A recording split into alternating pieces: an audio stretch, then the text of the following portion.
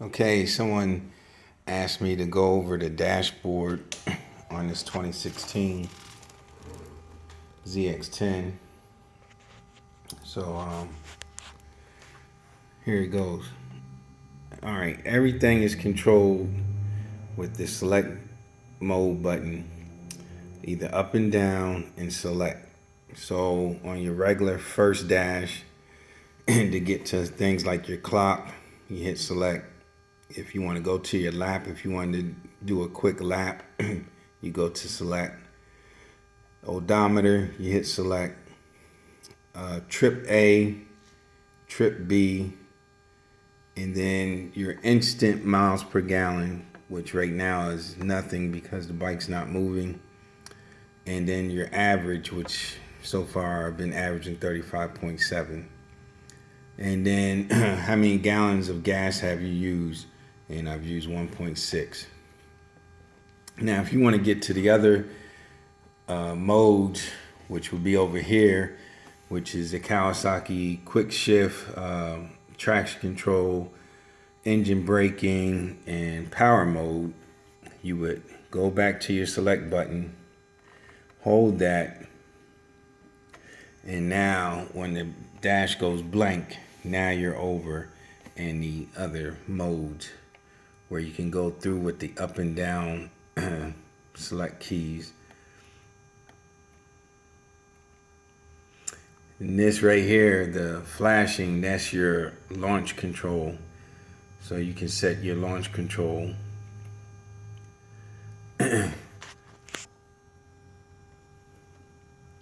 That's the Kawasaki launch control right there. That's the quick shifter, KQS. That is your engine braking management system. And that is your power mode. Right now, since I got the bike, the roads have been a little bit damp and the tires are new. I've kept it in low, and I've kept my traction control in the highest setting, which is 5.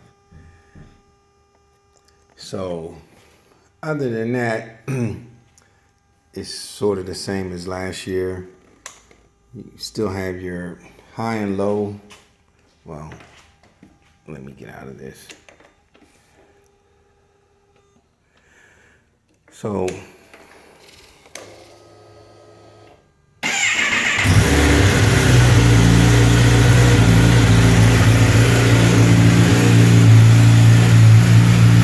when you first started, normal mode, one headlight, which is low beam. When you go to high beam, you'll get the 2 lights. You will always have the indicator light at the ram air.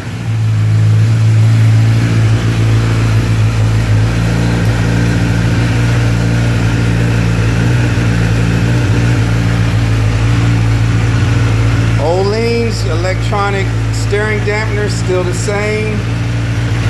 Some of the changes, the windshield is now connected to the upper fairing. Upper fairing is a little bit wider. Air cutout slides. The front end is a little bit wider now, and the ram air intake has an extra inch or so on the intake, and it's wider. Of course, everybody knows about the balance-free forks from Showa. And the tail section now has become a little bit wider to go with the front end. So the front end got wider. They decided they wanted to make the rear end wider too.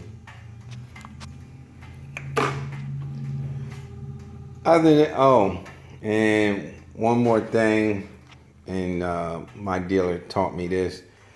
So whenever you buy the black version, like I have now, your bike will come with this Superbike sticker #1, and it's hard to see, but it says 2013.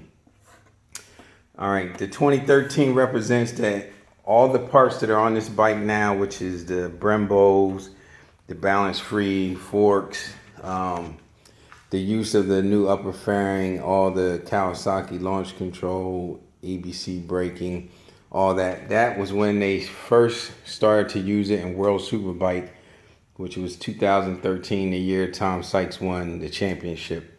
If you buy the Kawasaki Racing green version, you will get this sticker, and I believe the sticker is either in green or red, and it will say 2015, and that just represents that is for this year's championship that they won. And every bike with the ABS is stamped with a serial number. So